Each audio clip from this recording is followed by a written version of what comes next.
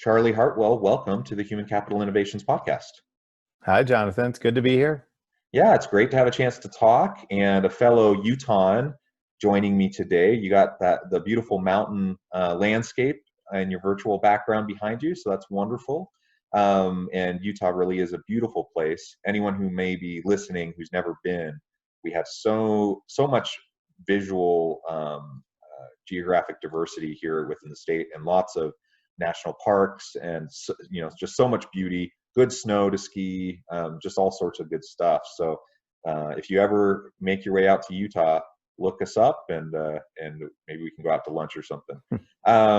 But it's really a pleasure to have you, Charlie. Today we're going to be focusing on transformation, personal transformation, team and organizational transformation, and really what we can do individually and as leaders to wake up to our authentic self and help others on our teams do the same, creating a safe space for people to be authentic and to be mindful, and a focus on mental and physical wellness of our employees. As we get started, I just wanted to share Charlie's bio with everyone.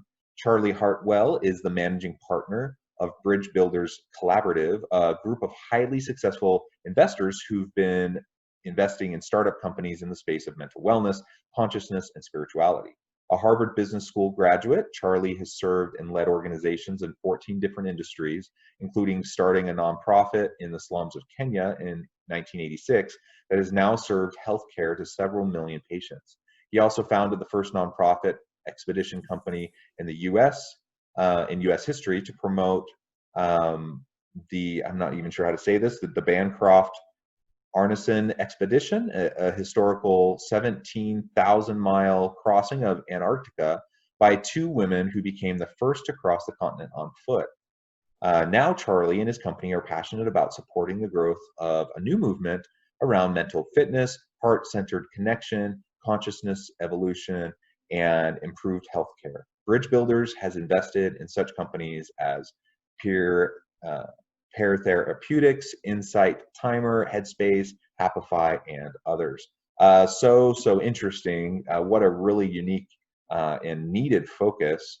As I was reading through your bio too, I was so curious why anyone would want to walk 17,000 miles across Antarctica is beyond me personally, but kudos to them. I mean, that's an amazing accomplishment. So anyways, you're doing great things. What else would you like to share by way of personal background before we jump into the conversation? Well, just 2 points of clarification on the expedition. It was actually the first for-profit expedition company, and the explorers, Anne Bancroft and Lee Arneson, they skied 1,700 miles. I think that's a typo. They skied across the continent of Antarctica in 2001. And so I think the only thing that I'll share is not what I've done, but what I'm about really is about authentic leadership, innovation, growth, transformation. And it seems as though anything that I've been involved with in my career, when I authentically show up and bring those gifts that I have with me, that something's going to change. I don't necessarily know what's going to change, but normally something does. Yeah, and something positive usually. It's great to have a focus on growth and development, and I think most leaders. I am a believer that most people are good and want to do right by others. That most leaders want to be good for their people, that they want to serve their people, that they want to lead successful organizations that empower people. But we don't always know how to do that. And while it's not always rocket science, it does take a concerted, consistent effort over time, a real commitment to some of the basic elements that can allow us to create those types of healthy environments for our people. And it's challenging work because it never ends. You just have to be consistent at it forever. There's no like workshop you can go to that's going to fix it. There's no there's no quick fix. And so I think helping leaders to be more aware of the need for this kind of work is really important, and then providing the tools to help leaders understand how they can create that environment, that dynamic within their teams is really vital. So kudos to you on the good work that you're doing. I'm curious to get your thoughts on, on the outset of this discussion, why you feel like this idea of mindfulness practices, consciousness, why that's so important in today's world, and why it could be a game changer for organizations. Well, on a high level, my belief that is if we don't become a more conscious culture, we won't have a planet to live on. So that's point number one. But underlying that is, this pervasive element which has been in our society for some time and exacerbated by COVID, which is we're a highly stressed society. We don't know how to turn, the on button off. We've lost abilities to connect with ourselves and with others in a world where we're sort of always chasing something. And that is leading to a mental health crisis. And it's leading to, just tremendous societal costs. So as my wife, who's the one that got me into this field, said to me, she got me involved, and I got introduced to Bridge Builders 9 years ago. When we saw the science behind, contemplative practice, mindfulness, et cetera, get to a point where we wanted to find companies to invest in that space. And what we actually found, Jonathan, is that while we were very early in our thesis, once that science was there, organizations actually were desperately looking for this as a way to help their people. So we started seeing mindfulness becoming, embedded in education systems, in corporations, increasingly in insurance companies, healthcare systems, the military, et cetera, because the need is just so great. And as well, the cost benefit of spending 10 minutes in silence and, just trying to connect with yourself and observe your thoughts versus being overpowered by them actually provided a great deal of healthcare benefits at no cost with almost negligible side effects. Yeah, it's interesting. Something as simple as just taking a mental break, sitting in silence, calming your mind for 5-10 minutes, something as simple as that the impact that it can have on a whole range of outcomes for individuals, for teams, and for organizations is tremendous. And this, like you said, the science is backing this up. So it's not just this woo-woo kind of new age philosophy that people are espousing. It's real science. It has real impacts, and it, I mean, in a variety of ways, it helps us recenter ourselves. It gives us a chance to be self-reflective. It gives us a chance to even just the mere fact that you're taking a mental break to recharge and then tackle the challenge at hand anew. In today's knowledge economy, we don't need people who can just kind of push through physical fatigue to produce widgets. We need people to think abstract, complex thoughts, to innovate, to be creative, and that is very mentally taxing. And you simply can't maintain a high level of that kind of concentration and that kind of mental focus indefinitely. You have to take breaks, otherwise you're depleted, and whatever you produce will be will not be as good. So it seems like a no-brainer, yet we still see a lot of resistance from a lot of organizations, and a lot of leadership styles aren't really connected with this kind of an approach. They want people to be on task. They don't want people to be wasting time, so on and so forth. What has what have you seen, as the best way to tackle that kind of a mindset, which I see as really an old school um, management mindset that sprung out of the Industrial Revolution, but we're past that, right? We're in the fourth Industrial Revolution now. We're a knowledge economy, and how do we get past that? Uh, well, I think you mentioned this. For people who choose to look at other people as objects, which is what you're describing, in a patriarchal system where people just want you to perform and really don't care about you as a human being, you still can get at those people through science and through healthcare costs. And the science is increasingly showing that if you're um, if you're able to pause and reflect and get centered, you're going to be better at customer service because you're going to listen to people more. You're going to be more resilient when somebody comes at you, and so there's going to be less conflict in the workplace. So in general, I just say we should be treating each other as human beings. But for those people, in that old style, there actually is pretty good science, and actually what I would say is that I'm seeing is that companies who don't adopt or at least provide people options to engage in these practices, they're going to lose the younger workforce. Their people are not going to come and be treated the way that they were during the Industrial Revolution. So Yeah, and that's an interesting point. I think sometimes millennials and Gen Z individuals get a bit of a bad rap in the workforce because they're framed as, they're stereotyped as being entitled. Um, and I suppose, there may be some of that, and some of that's just a matter of growth and maturity, right? Like every generation deals with some of that to a certain extent, and you mature and you grow out of it.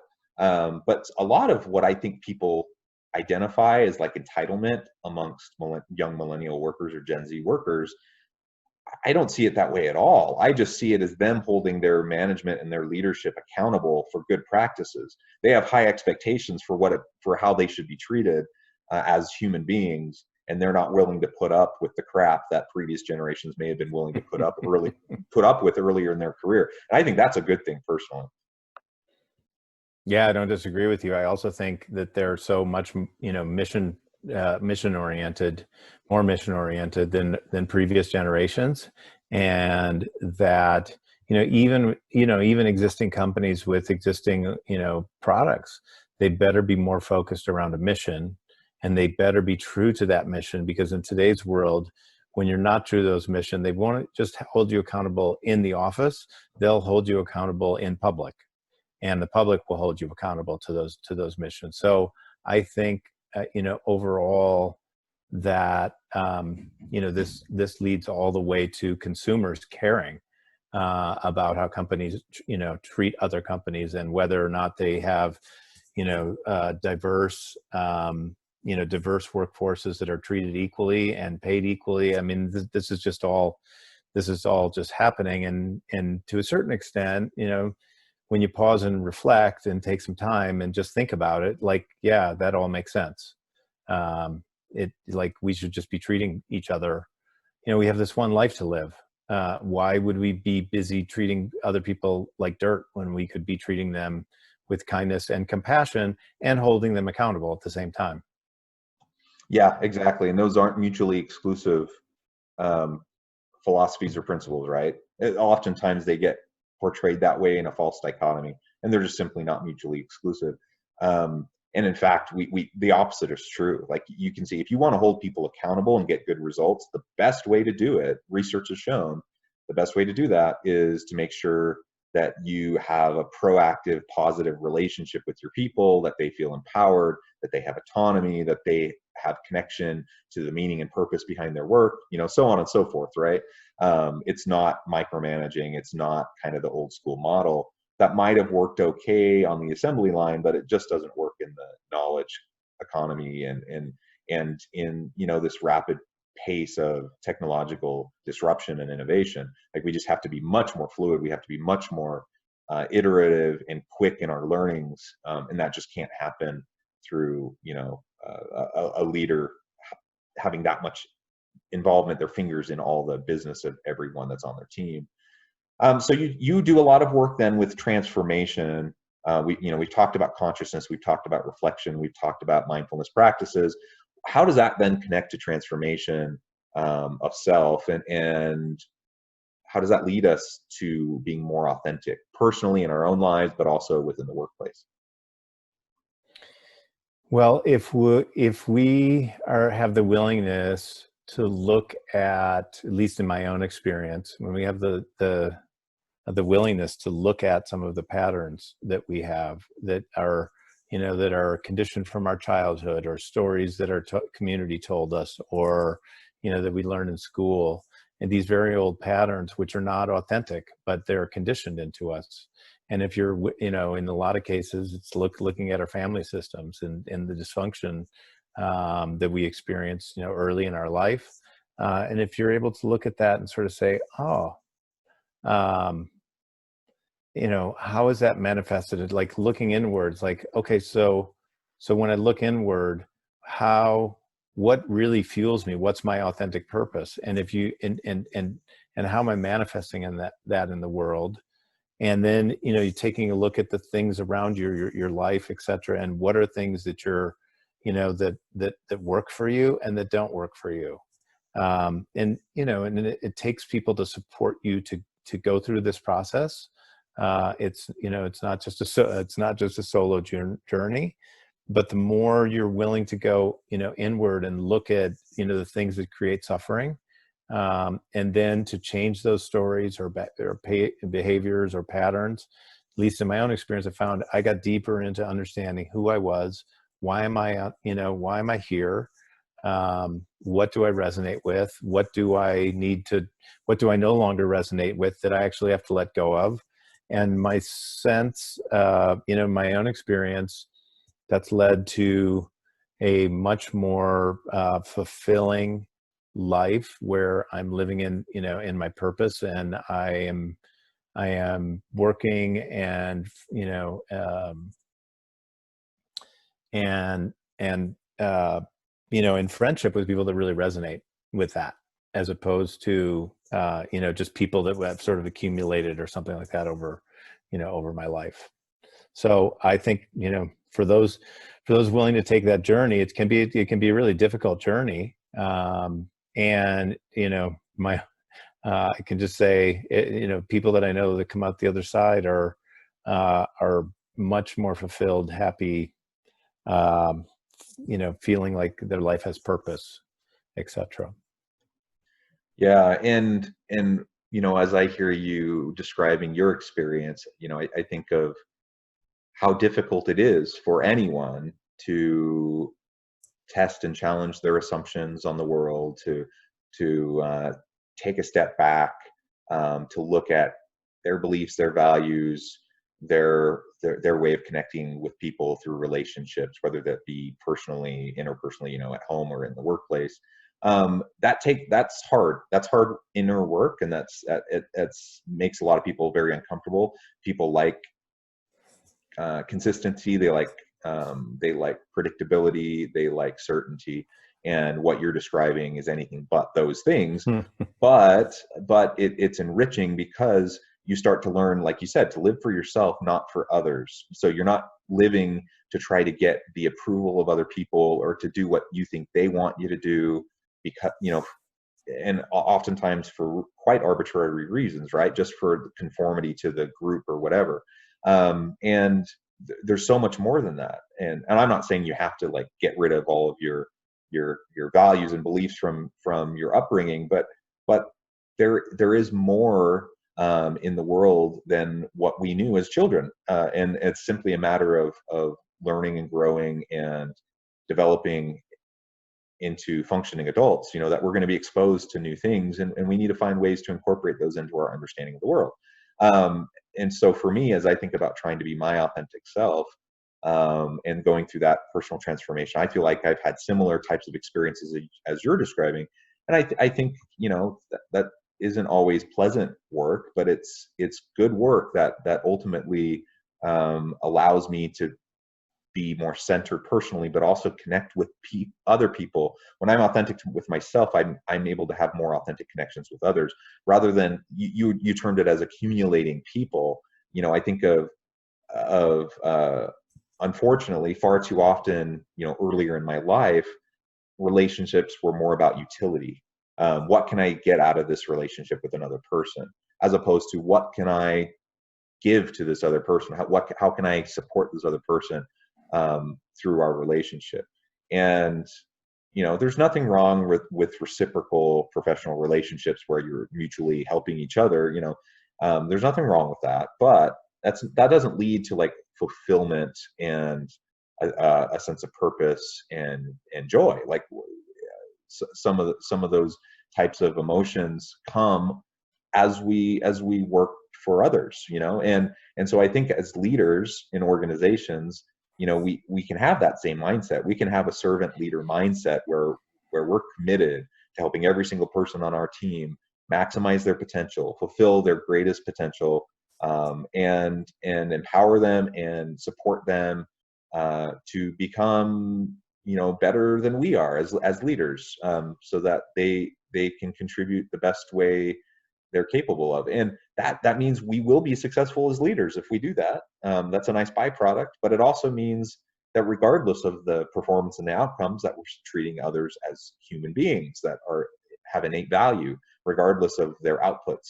And when we are with people that way, that creates more stronger, more trusting relationships that just have all sorts of positive outcomes.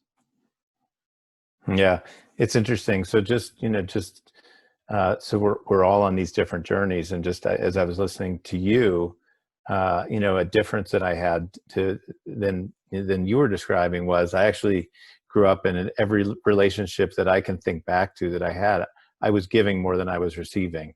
In fact, I was conditioned to not ask, to always be giving. So the transformation for me was more about, okay, so how do I look at it and say, I actually want reciprocal relationships. I don't want, I don't want anything more than than giving or receiving. But all of those relationships in the past, had been based on, just trying to serve them, make them happy, whatever. And in an organizational setting, as a leader, as someone who has run several companies, I'd say, we can hold space for people to be their authentic self. We can encourage them, we can invite them, but you can't lead them there. But you can create a culture of accountability. And if they don't fit into that, and if they don't choose, that they want to be in that type of a culture, then you can, gracefully support them, to leave, to find something that does resonate with them. But I found that whenever I've tried to force this on people, I'm really good at holding the invitation. I'm really good at supporting people through the process of being authentic.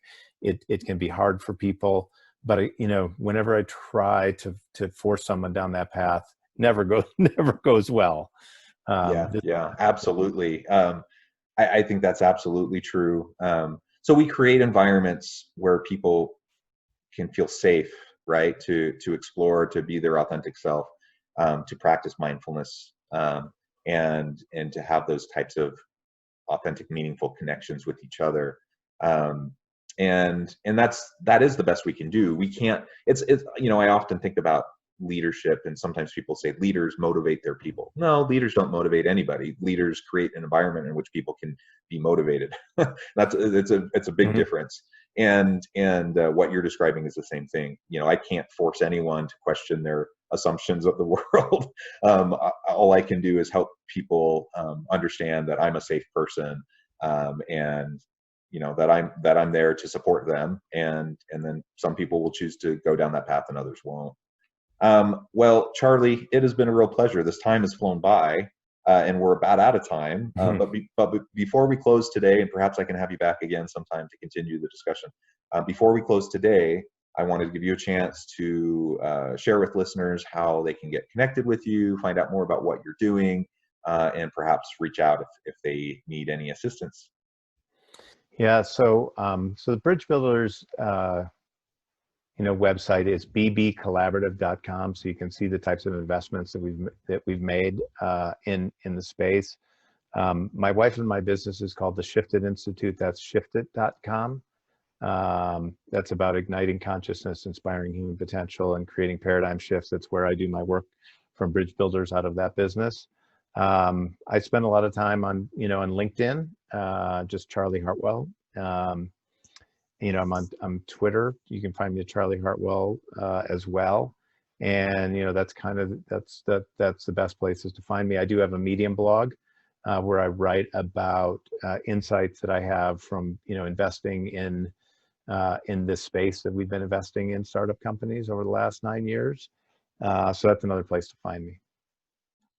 Excellent, excellent. Well, Charlie, again, it's been a real pleasure. Since you are in Utah, we should meet up sometime in person and actually have a face-to-face conversation. But I hope listeners have enjoyed this dialogue. I hope everyone will check out Charlie on LinkedIn, get connected, see what he might be able to do for you and your organization. And I hope everyone continues to stay healthy and safe, that you can find meaning and purpose at work each and every day. And I hope everyone has a great week. Thank you.